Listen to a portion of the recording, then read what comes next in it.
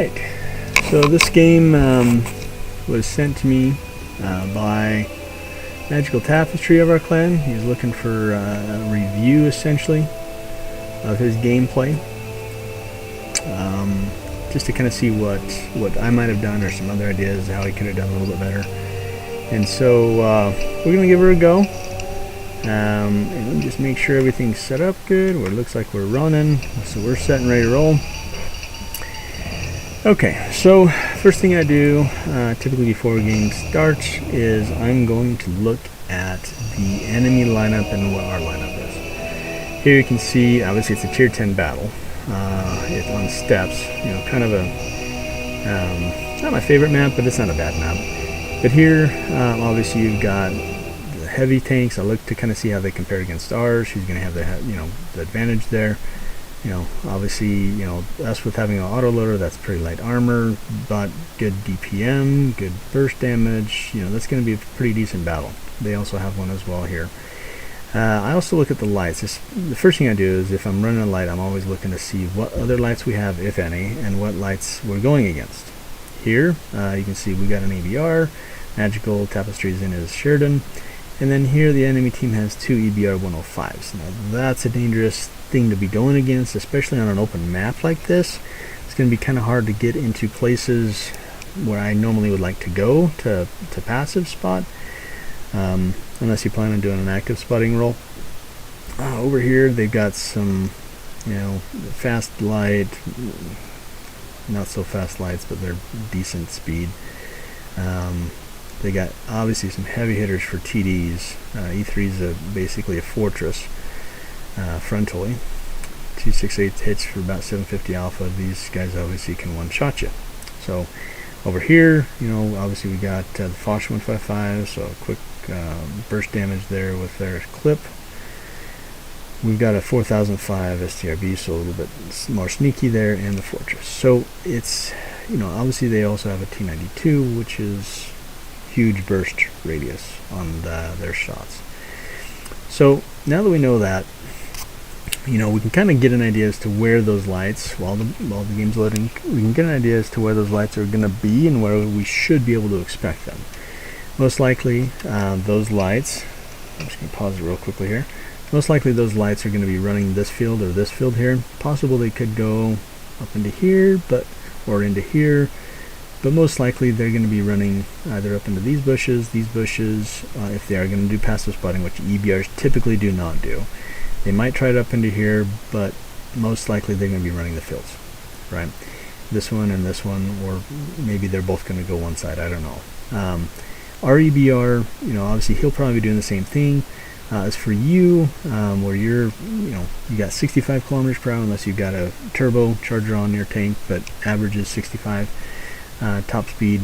A couple places you could go. You can go up into here. I wouldn't push up into here, especially with two EBRs, but here might be okay. If you try to play defensive, it's possible you could just go up into here or here, this side of either the side of this rock to take anything on. Looks like you're running with the 105, right? Yeah, the 105. That's the 105 millimeter instead of the the derp gun, but that gives you about 2,600 damage per minute, which is good. 26 plus, depending on what you're running with your modules and whatnot. But as a light tank, you're not necessarily always meant to be doing damage. Right, but any which way, we'll kind of see how this plays out. Places I would go, though, like I said, here. If you feel gutsy enough, you might be able to come up through here and get up into this bush here, or I wouldn't do this one because there's no hard cover, but either side of this with a hard cover here in the bushes. Other places you could go, you could come up into here. That is a dangerous push. There's a rock back here you can hide behind too if you'd prefer to go here, but once again, it's kind of mute to go there because you're going to have heavies and mediums and possibly TDs that push up into here and do their own spotting for them. So it's really not the best place to go unless there's not many tanks and there's only TDs and they go up into here possibly. You could go up here, but it's once again, other people doing your job. You really need to be playing your role. This is a place you see a lot of people go sometimes as well. Not really recommended, in my opinion, because once you get up in here, there's not really a spot for you to retreat to, right? If one of those EBRs comes up and spots you, you can't retreat over here over the hill, because you'll get shots as you're crossing here, from people over here. Just not, not a good spot to retreat this way. You're going to get shots this way at you. It's just not the best position to be in.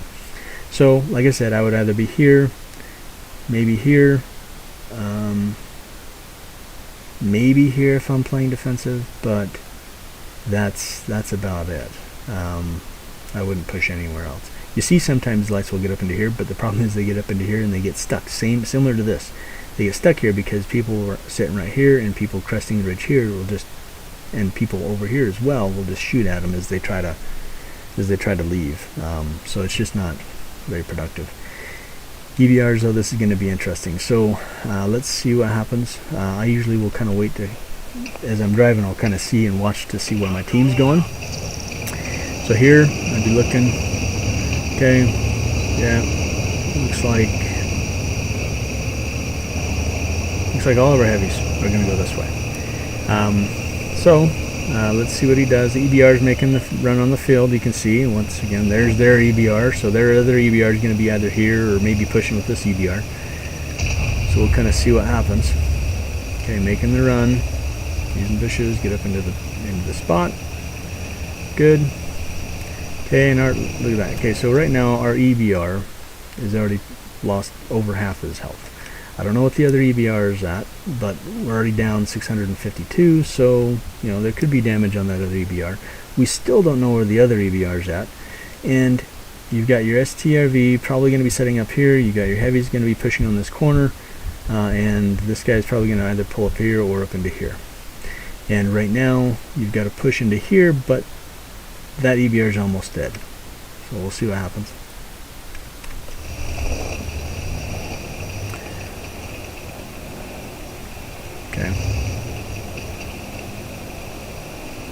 Okay, one thing too, I don't know if this is something important, and I don't know, this is my setting for my map. As you can see, my map is pretty big. I don't know what you have your set at, but you can make it bigger or smaller with your plus and minus buttons on your keyboard, right? I usually play it about like this, just so I can kind of see everything that's going on. So we'll kind of go from there. So right here you're sitting in a bush. Now the downside with this position is you're only going to spot anything that comes up into here, possibly, or even here behind you, or up along this ridge. And a lot of times tanks will like to poke out from right here on this side of this bush. Sometimes they'll cover this side, but usually on this side. So you could spot them, but you got to sit still and be more of a passive spotter and just sit there. So we'll see what happens.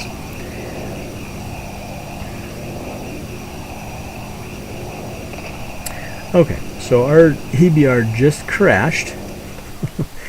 So it looks like he just crashed. He's dead. There's no one over here spotting this side. Okay, it leaves you kind of out on an island, which kind of sucks. Alright. There are T-57s over there. So far nothing spotted. Chances are their heavies might be, yeah, see, their heavies are pushing down low here, so you're not seeing anyone behind us. Oh, and there's the EBR. Okay, so there's the EBR right there behind you, right? And you're recognizing that too. You're seeing that right there. Now you're spotted, right? The bad side about being a passive spotter with EBRs running around, and if you're sitting still, is once again they have this ugly T92 somewhere on the map, somewhere back here, over here, that is going to basically, that could, if he decides to target you, could pound either side of this rock or even splash you, because it's got a huge splash radius. So let's see what happens here. Okay, spotted right there. Not quick enough to get a shot in. The other, okay, did you see that? So the other EBR, so that EBR was right about here when you were pulled out, and you got hit from something over here, which was the other EBR. So that tells you that both EBRs are over on this half of the field. Okay, so there's a couple of options here, right? And you can either stay put which you can do, but you're probably going to eventually get whittled down by these EBRs, because now they know where you're at. Now these guys know where you're at. Now Artie knows where you're at. Or you can retreat and essentially try to save some HP and try to reset here. Okay, it looks like you're pinging. You're letting them know, hey, there's an EBR. Good.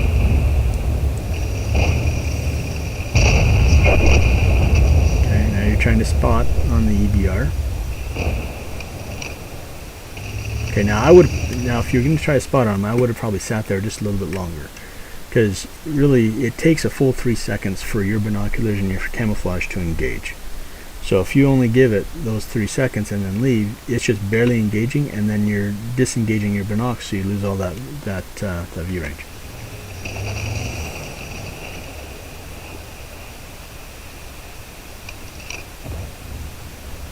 Which really, it looks like you're probably running, you must be running with coated optics, because you're already sitting at your maximum circle of 425 meters.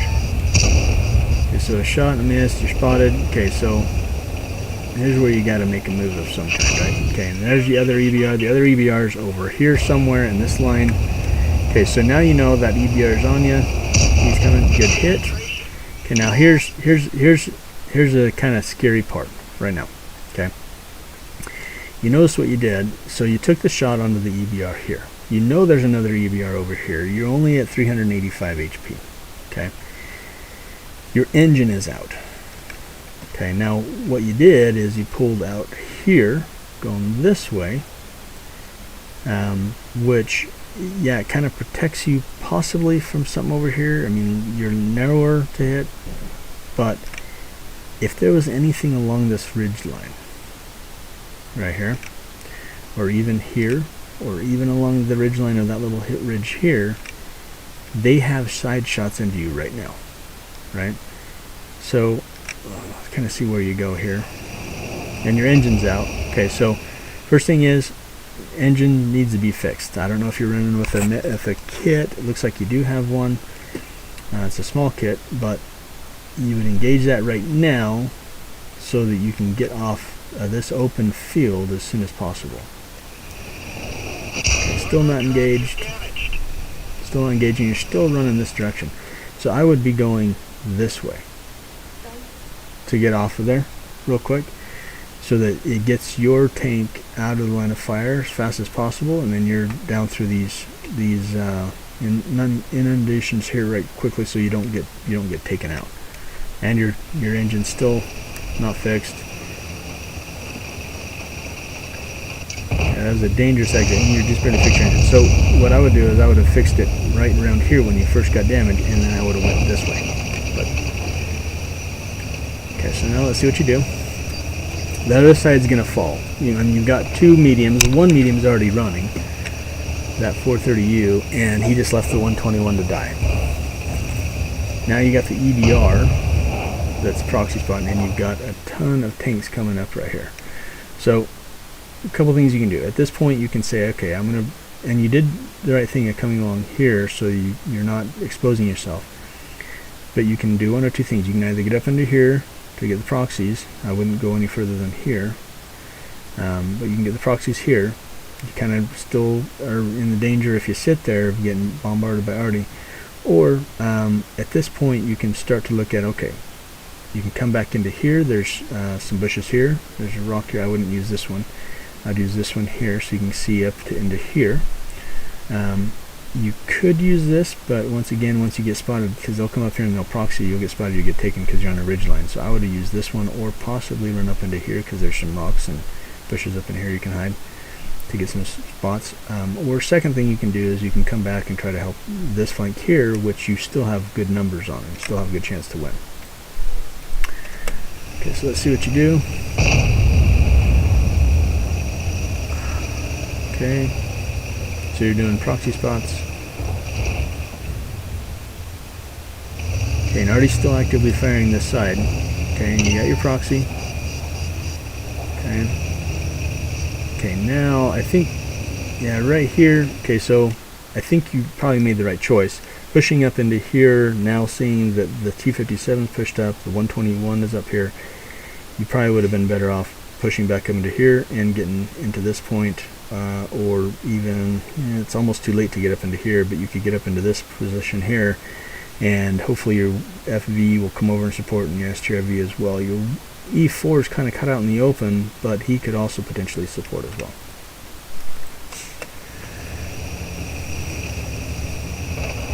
Okay, Artie's down.